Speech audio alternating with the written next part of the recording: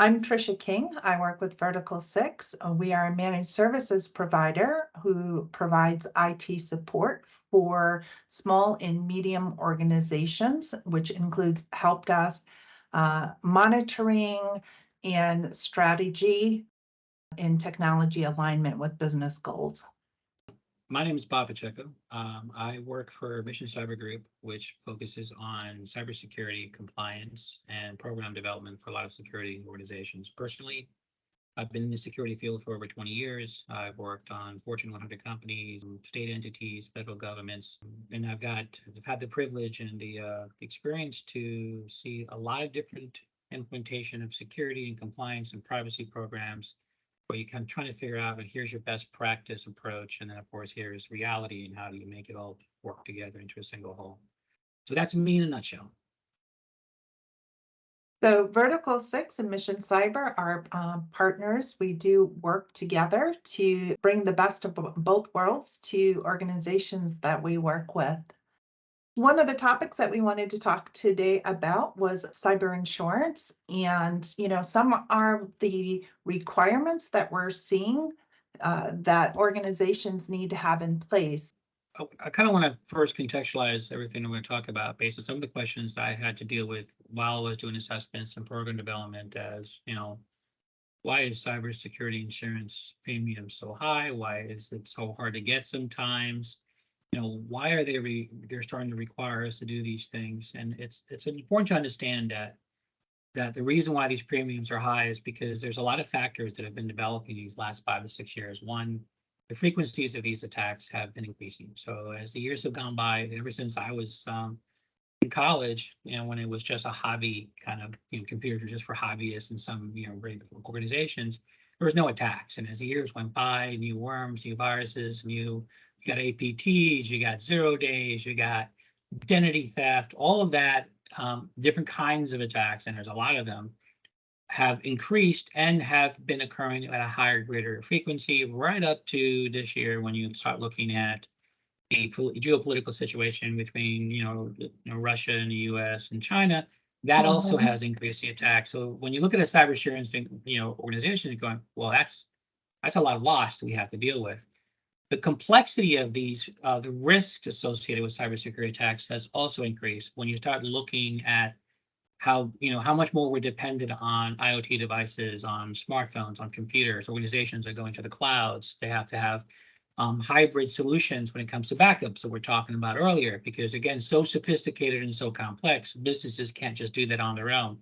So the cyber, when you look at cybersecurity insurance, they have to also look at the complexity of the solutions. They have to look at the company's profile, what is required. And that's a lot more kind of increases exposures for these insurance companies. Even when I just said that the attacks have been going on for a long time, understand that cybersecurity attacks, well, let's just say for the last 20 years have been relevant, right? When you look at all other insurance things, there's hundreds of years of data about accidents, fires, you name it. So there's actually limited historical data on how do you quantify these cybersecurity attacks into a calculus that tells you, well, this is your insurance premiums. So there's a lot of voodoo in there for those kind of issues. And if you can look at organizations also, they keep their breaches to their chest. They're not going to announce, hey, we've had this security event, we have these things. So that obfuscation of data also kind of limits what they can see. And so that's perhaps one of the biggest problems they're dealing with, is how do you calculate premiums based on limited data with an attack surface that's getting more complex, and there's an increased frequencies of attacks. Add two more things that's actually critical for that is also that there is a high cost of data is going to go up. So now that people's data are being exposed and they go out there, the fines are bigger, the lawsuits are bigger, the damage to the brand name becomes more expensive. So that also goes into that calculus. Well, how much do we pay out for these losses? The last thing, which is probably also very critical, and it speaks directly to a lot of the people who ask this question, is there's a lack of standardization when it comes to security controls across the board. There are best practice approach, but when you do look at the research, some organizations may go, we're not going to put an EDR in place. And other organizations go, we're fine with the backup we have. We don't need immutability. Well, yeah, we have access control, but we're not going to change passwords. Oh, we're just going to have one account for for administrative access, there's a lot of little controls because people avoid, especially for medium and small organizations, that are just for convenience. But that lack of standardization means that the impact and the likelihood that an organization is going to get breached or compromised based on all the other factors I went through, it means these premiums are getting very big, and the requirements that the cybersecurity insurance industries are putting out there are becoming more and more severe. These Yeah, and requirements, by the way, go ahead. oh, I was just going to say, and one thing that we see frequently is that small and medium businesses believe that they're not going to be a target. They think everybody is going to go after the big guy, right? But the truth of that is often it's much more difficult to go after the big guy. And small and medium businesses don't always invest as much into security or the ability to Yes. recover. And so with that, they're often a bigger target just because they don't believe they are a target. Yep. My experiences as well is the same. In fact, when you look at the internet, you look at the ecosystems, imagine it being its own topography of land, and the attacker is sitting right next to you from an IP address perspective. And Mm-hmm. so when they're looking at exploiting or attacking the situations, a lot of times they attack our machines at home so that then there they can attack the bigger machine. So there's a lot of reasons to go after smaller and large organizations. Just to give you an example out of the blue, when Russia was going after Ukraine, make sure I'm not, when Russia was going after Ukraine, the first thing they did prior to the invasion, prior to the attack, they're attacking the local TV stations. They're practicing on smaller and Mm-hmm. medium organizations. And then when the war broke out, they went after the major infrastructure and stuff like that. But even greater than that, most attacks today are opportunity attacks. So you have these malwares, you have these things out there, they're not really targeting you. They're just targeting your vulnerabilities. You just happen to be detected, and they don't care who you are. They go in there. So a lot of universities and small clinics and hospitals in the last few years have been hacked by ransomware. They were not specifically targeted. It just happens that they have the least controls in place. So that goes back into the premium from insurance Yeah. companies. Mm-hmm. So it's kind of like, for these people, it's similar for us doing a Google search, right? You go in there, you're looking for something and you get Yes. 150, 1,000 results back, and some of them look interesting, and like there's something you can do with it, and some do and some don't. And I think that's kind of the same way when they're going out and they're running these scans. It's the same type of thing where they're just going out there, they're doing a quick search to see what they can find, and then Yes. jumping into the interesting ones where it looks like there's not a whole lot of security. And the other thing too is once you get something like a mailbox breach or something like that, because somebody's clicked on a link and given up their credentials, once they know that your organization might not have good security controls in place, now you become a target because you're going to be considered something easier to breach or to inject with malware or that type of thing, just because somebody's done it before. Yes. So that leads to those huge checklists that the cyber Mm-hmm. insurance organizations are using, emphasizing, like was mentioned earlier, backups. And it's just not backups. What do you have for your perimeter controls? What do you have for your system security controls? Do you have an EDR solution in place? Do you have a security incident response plan? Vulnerability management, network segmentation, so forth and so on. There's a lot of specifics in there, but fortunately, you have a lot of professional organizations out there that actually focus on small and medium organizations. So the large ones already have their own departments doing this work, and they too pay a lot of money to get those big organizations that go in there and fix that. And there are certain strategies that small and medium companies can really do. Like Vertikal6, they kind of specialize on that kind of activities. But the one thing to keep in mind is not all small and medium companies are the same. They're all kind of different. They're contextualized differently. So just because a cyber insurance company says, hey, you need to have physical security controls, and you happen to be an organization that just works completely off the web, you can basically say, look, this doesn't apply to us, right? A lot of times I have people say, what do I have to do for a home? Do I have to do this? Have to do that? I said, no, that's not how it works. You basically work with the insurance provider, but you say this is not applicable. So some of the controls that they put in there are not going to apply, but some of them will always apply. Mhm. And now let's go back to the kind of the backup and recovery that you mentioned is perhaps the single most important control for business survivability. It's also the quickest way you can restore data. And if you get to the point where you have to go back to your backups and you can't because it's been ransomware as well, your organization probably will not survive. Mhm. Yeah, And that's true. And it's not just when they go in and they do the encryption with the ransomware and the backups. What we find is that if they can get a hook into the organization, the first thing that they're going to try to do is not just encrypt them, but delete them. So if they can get access to the yes, backup console, then they'll just go in and they'll delete, your on-site and off-site backups if they can. So having that protected is super important. So you want to make sure when you put these backups in place that you have things, you want different credentials. You don't want that server sitting on the domain where they can do some type of an elevation of credentials and get access to it. So it's got to be off domain. It's got to be a completely different account and can't really be connected in the same way that you would do other applications in the environment. yes. Yep. Yep.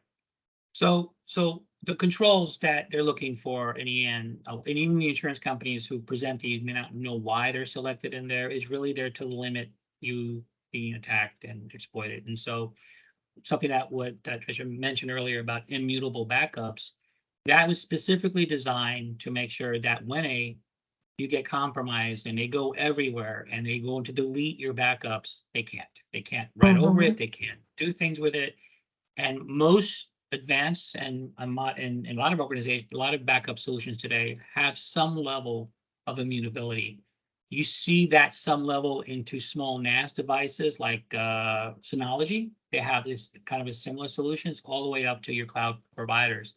So it definitely costs a little bit more at times, but it's your last line of defense. So if there's any place in these controls that you do not want to we don't want to do it, that's the one place you do. Because personally, I've seen organizations fall on their knees in the past from different kind of attacks, never truly recover because Yeah. they lost all their data. Mhm.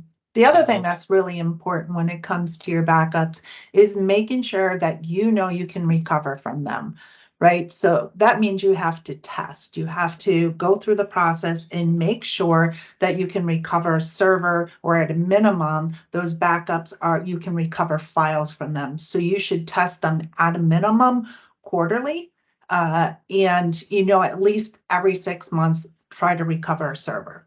Just see how that works for you, and understand what that process is, because when you're in the middle of a crisis and you're trying to go in and do all of that, if you don't have it documented in a really good disaster recovery plan or something like that, you're probably going to make mistakes. or yes, or you might not recover in the right order. What you think is important and what the sales department thinks is important versus what finance thinks is important. They're all going to be different things, and that should be planned out ahead in advance. yep, and that's extreme. That's a very good point. And just to underscore something about testing, there are two kinds of testing. There's the concept of tabletop testing when you sit there and you go through the process, Mhm. and then you have your failover testing. There's been a lot of emphasis in the last years to do tabletop testing, but that's not sufficient. In fact, if you're going to skip on one or the other, you do not want to skip on failover testing. That is what you mentioned earlier. You're Mhm. actually testing to see you can recover your data.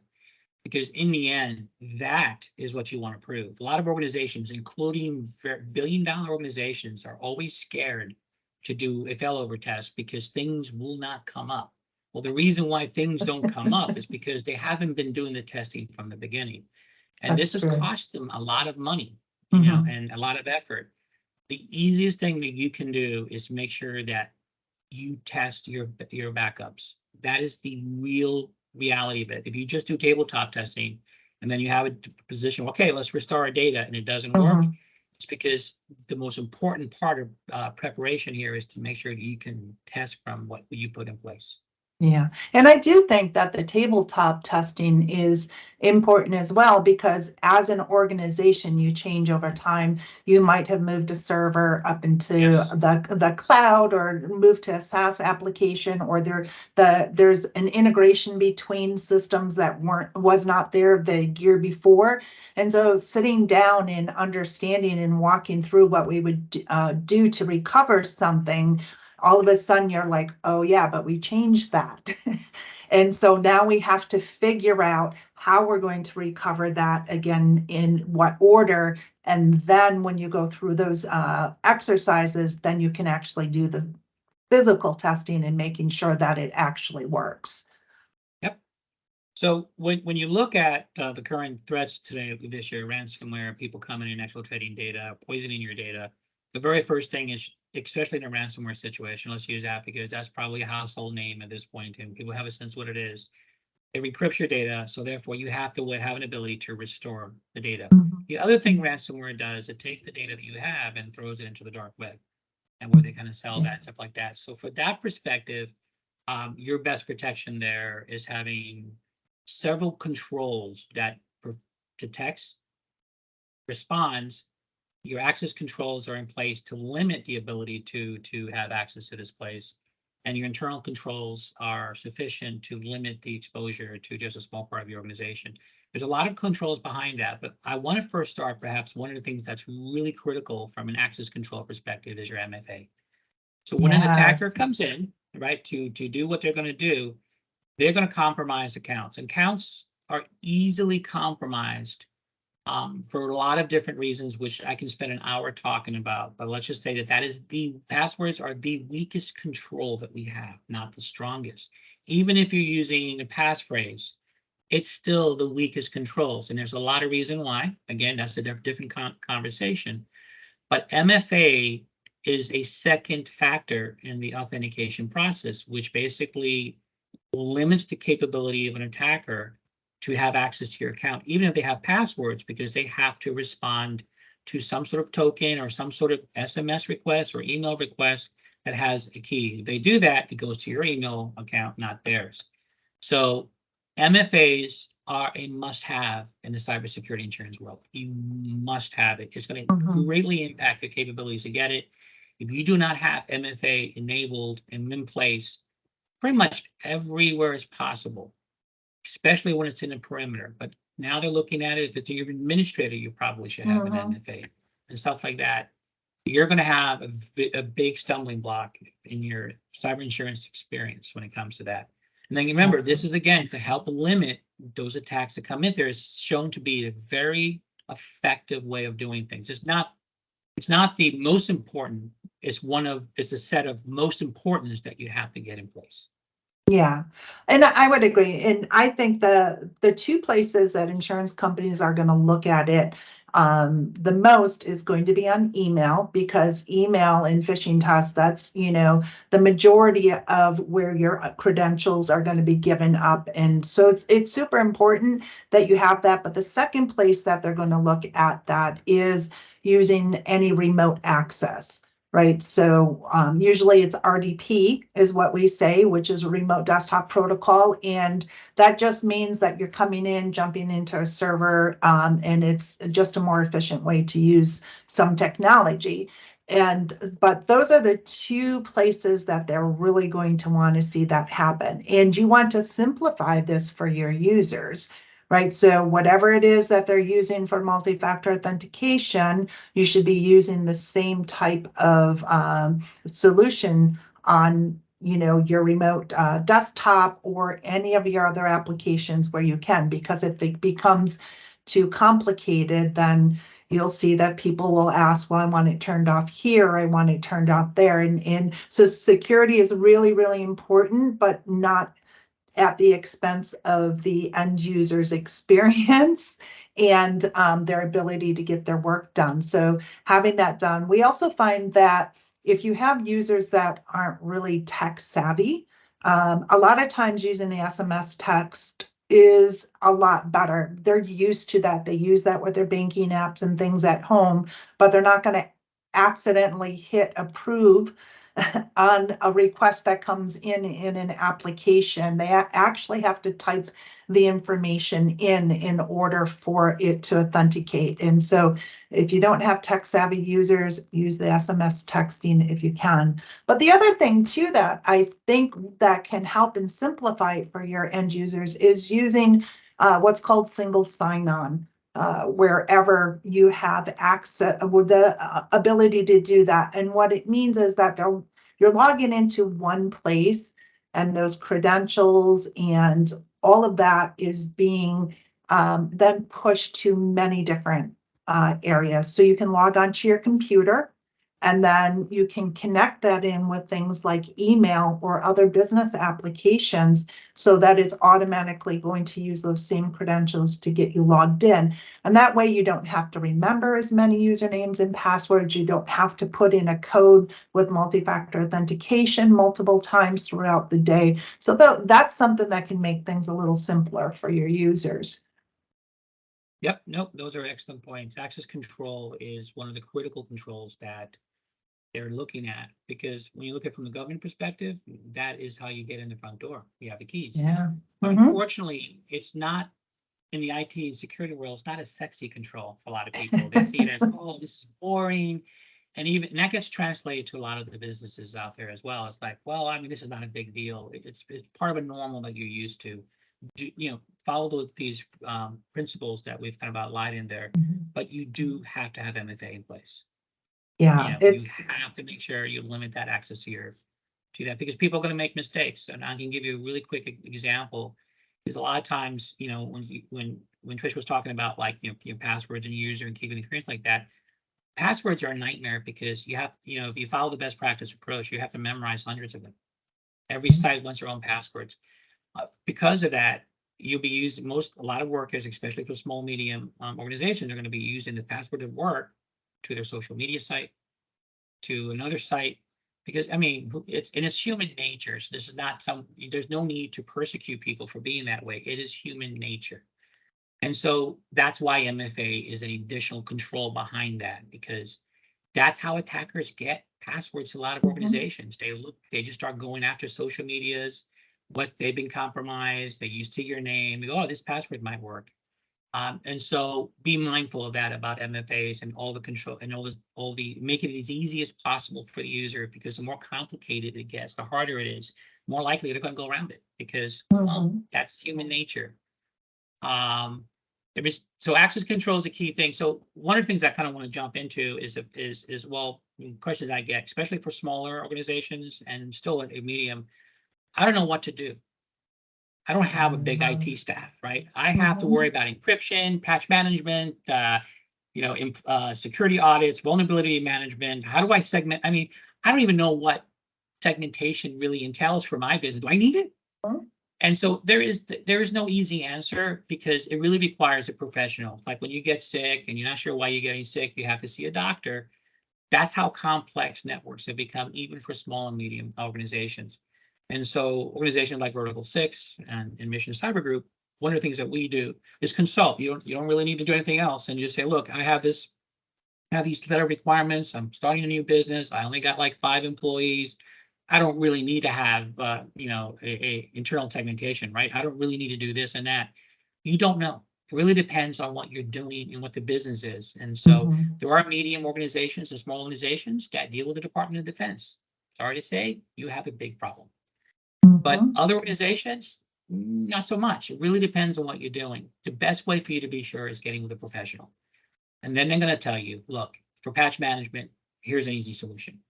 If you need network segmentation, just basic segmentation, here's a wireless solution that's pretty cheap that can do that for you. It has one set, and that's it. You're done. It takes care of all of your switches and routers. They might come back, here's a good backup solution. They'll come back, okay, you need to have a firewall. But if you're a small organization, you're not going to spend $50,000 on a firewall. That's where the professionals come in and basically kind of say, hey, this is what we kind of do. I'm not trying to not reveal information. I'm sure we'll talk more about that. But what I want to say is that personally, I have 30 years of experience in information technology and security. I've worked in very, very large organizations. I've consulted, developed programs, I sit there and did security incident response for large organizations as well. And so I have all these years of experience, I have all these years of, all these certifications in the past, both technical and non-technical. You're not going to have that. You're going Yeah. to be the expert at whatever your business is, and that's where you want to stay at. So you need to rely on others in that respect. Yeah, and every organization does business different. Something new that's happened over the last couple of years is, a much greater number of people working from home, working remotely, or a hybrid workforce. So now you've got a group of people that are accessing your infrastructure, but they're doing it from their house, and you have no control over what's happening in their home. So you can't go in there and change a whole lot of things within the home environment easily because maybe the kids are doing remote schoolwork, and you certainly can't make changes that are going to prevent the kids from being able to do that. Or, you don't want to knock them off of, you have TVs, refrigerators. There's so much that is connected now to the internet. So you need to really be able to put strong security controls, and that comes from policies, right? So what are your remote workers allowed to do and what they're not allowed to do? And then, making sure that you're really going in there and securing what it is that they're working on, because they're not sitting behind a firewall like they used to when they were in the office. So how do you get those same security controls and things in place that everybody used to have when they went into the office every day and they had a desktop that never left the building? There's hardly any organizations that have desktops for their end users anymore. The majority of them are working on laptops, and it allows them to travel and move. And so you need to really be able to evaluate how the business is using technology, how they're accessing technology, what's private and sensitive information, and where does it exist in your organization? So you need to understand how it comes in, where it gets stored, and how it might leave your organization. And then once you have a better understanding of all of that, then you can kind of take a look at what controls do I need to put in place? What policies do I need to put in place to make sure, private and sensitive information stays that way?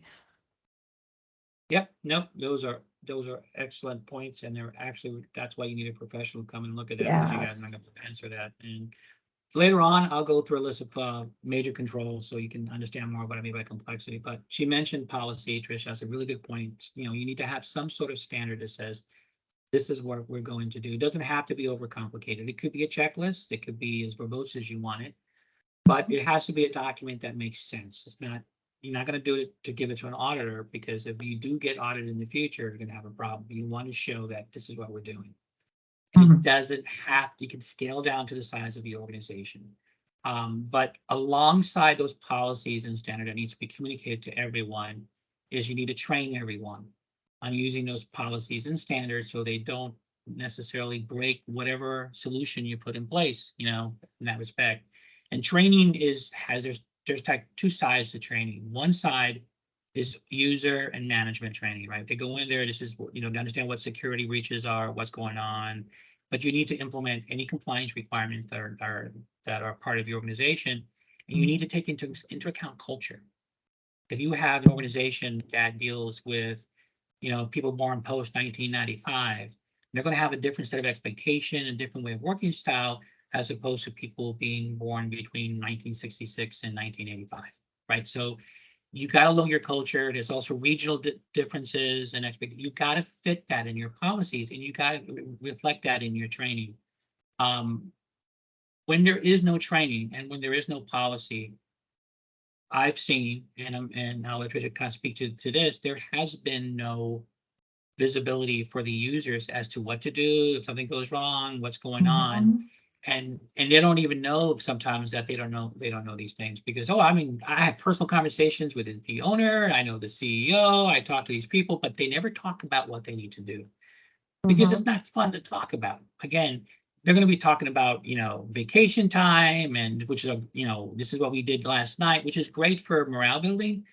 But you need to have some sort of formalized structure to make sure everyone's aware what they need to do and what to do when something goes wrong. Mhm. And that means that you need to have a place where you're centrally storing that information in a way to validate people are actually reading the policies and that you're having discussions around those policies as well. And, and then speaking of training, even outside of those policies, there has to be a level of security awareness and understanding new threats. So things change all the time. And a really good example of that is QR codes. Before COVID, you probably never saw a QR code, or unless you were looking at it while you were shopping and it happened to be on the can of soup or the bag of rice or whatever it was that you're getting. Once COVID came along, you paid for things, you looked at menus, everything was done with a QR code.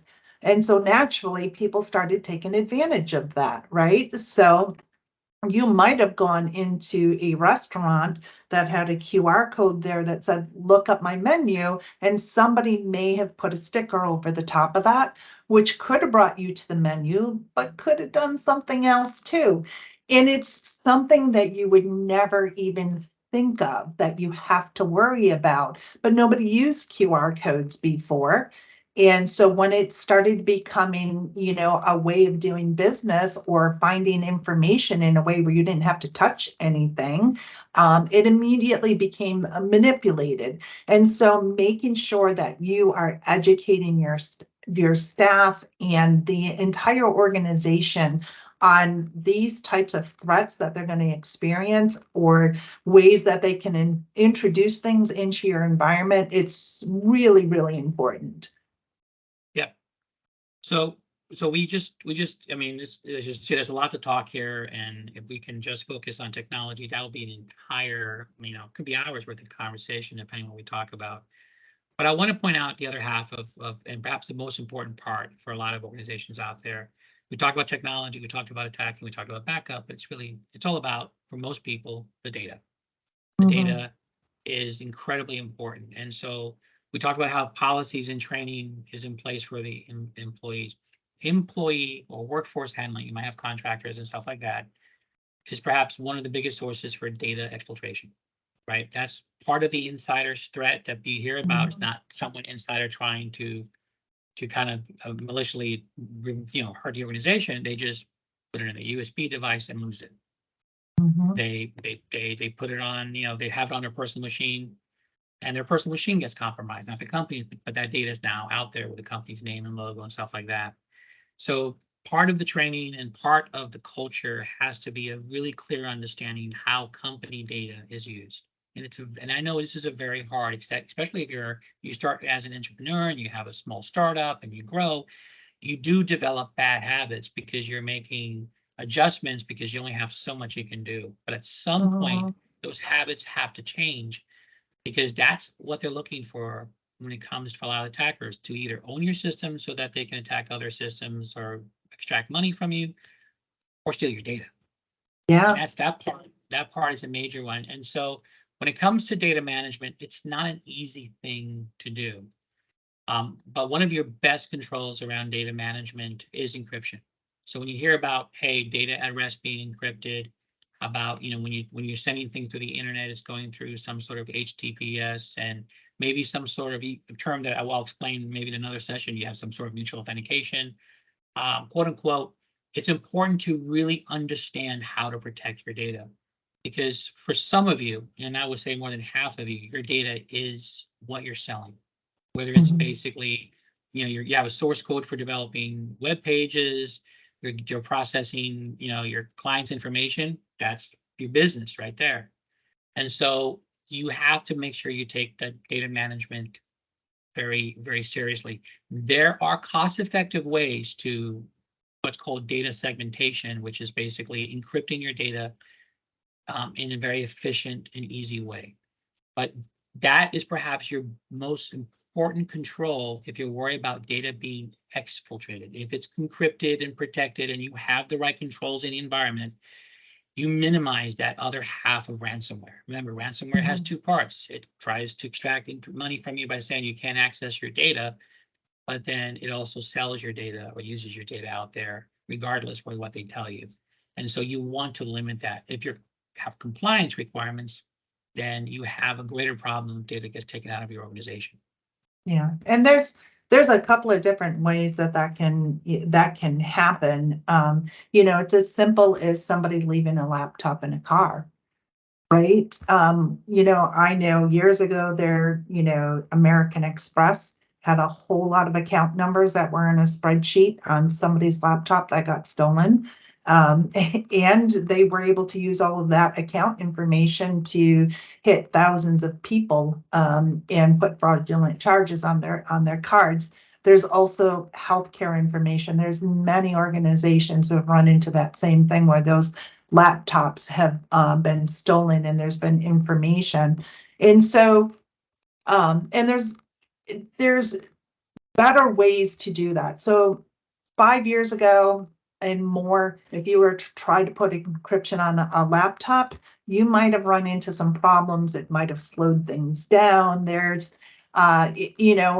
People didn't want to do it. They couldn't work as fast. The technology has changed. It's very simple to roll out. Even when it's encrypting the drive, most users can't even tell the difference.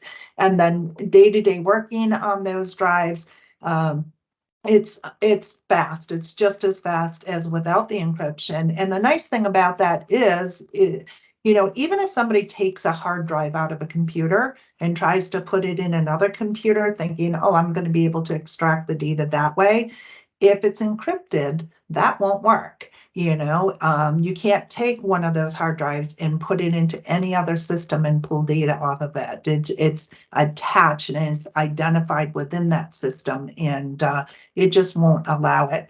And the other thing you mentioned too is USB drives, and making sure you want to make sure that you have controls in place on USB drives, because the minute that you copy information from your computer onto USB drives, you lose control of that.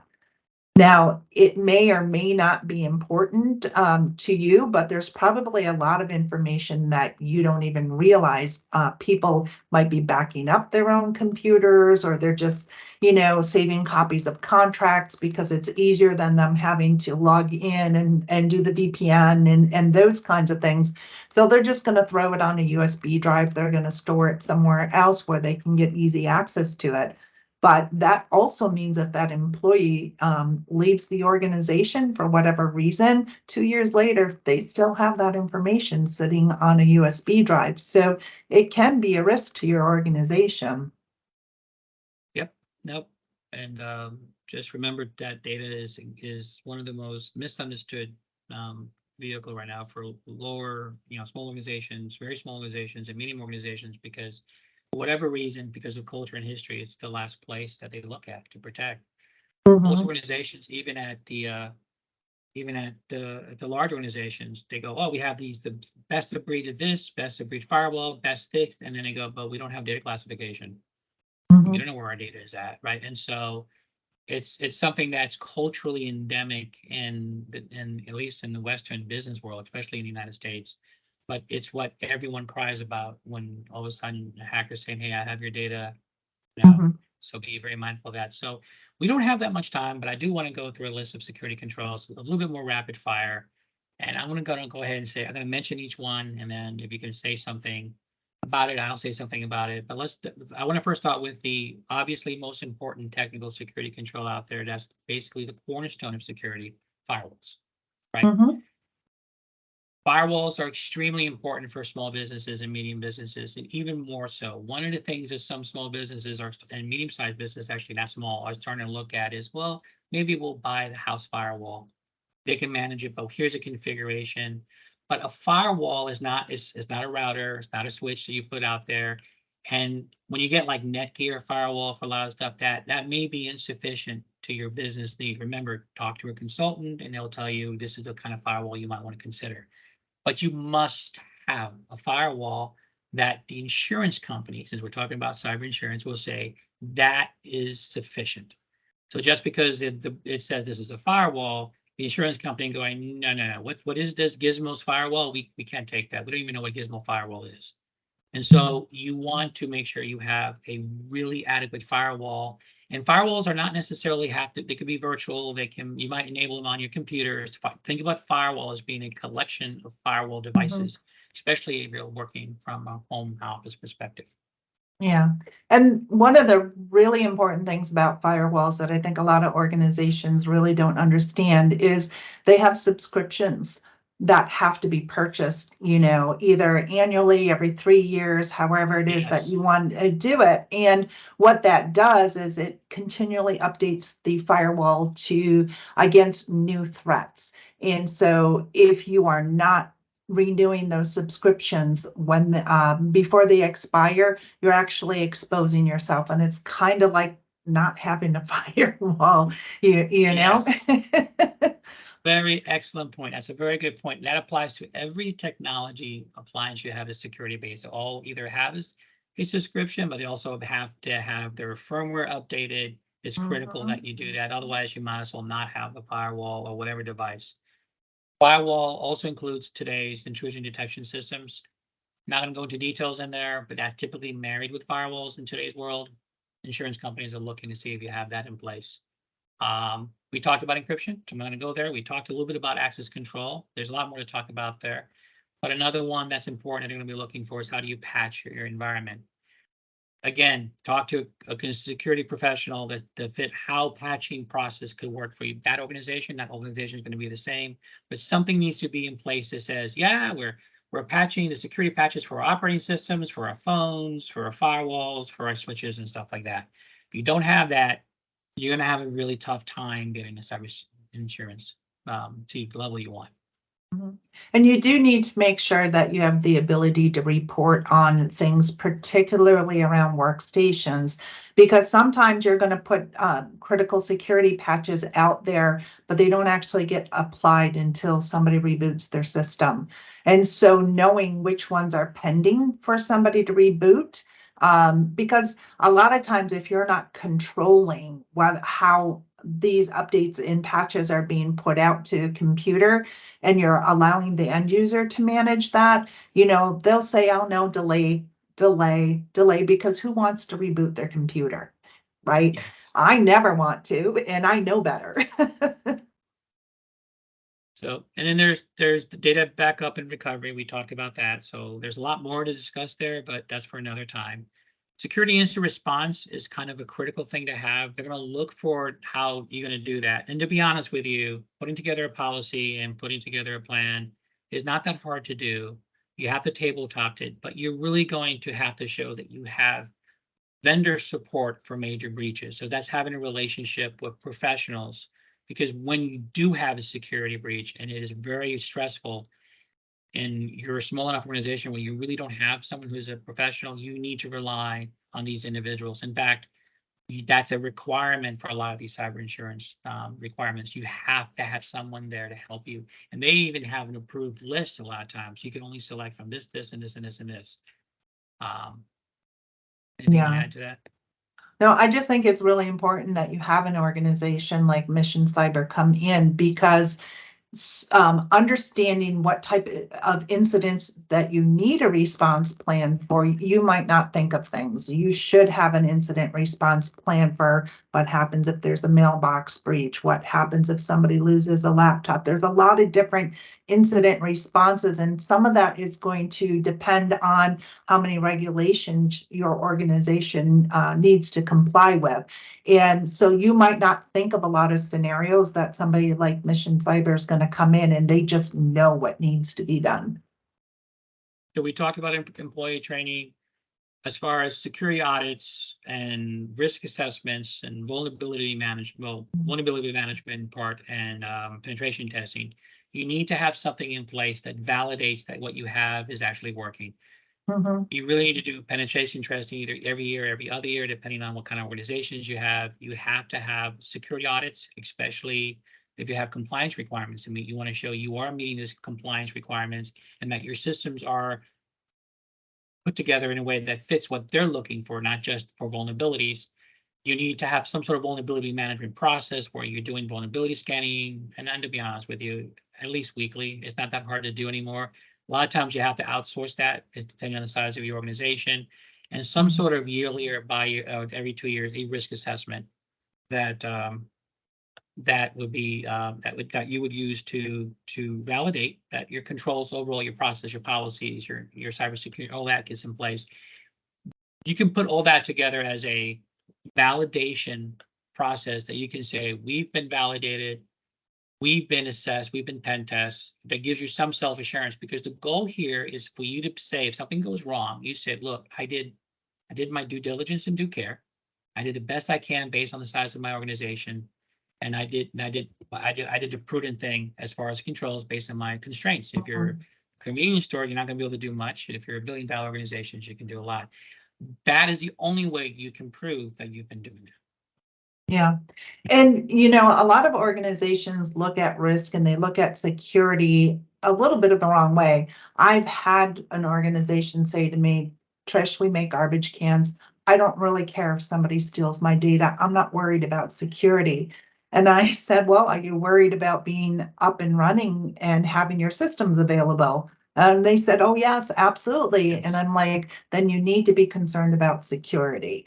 And you need to understand. So when you're doing a risk assessment, there's a whole lot of risks that are out there, but then you have the opportunity to gauge the likelihood, but also the business impact. So if something is very likely to happen, obviously you want to do something about that, but you also want to take into account the business impact to that, and then understand what it takes to remediate a situation like that, and what the cost is. And, these are all things that experts can help you with. So then you can get a plan of action put in place, and you understand, here's my top priorities, and honestly, when you look at high priority and low priority, when you draw that line, everything that needs to be done now is a high priority. And then there's Yes. everything else. There's not a high, a medium, and a low priority. That just doesn't exist. But working with experts is going to really help you understand all of those different pieces.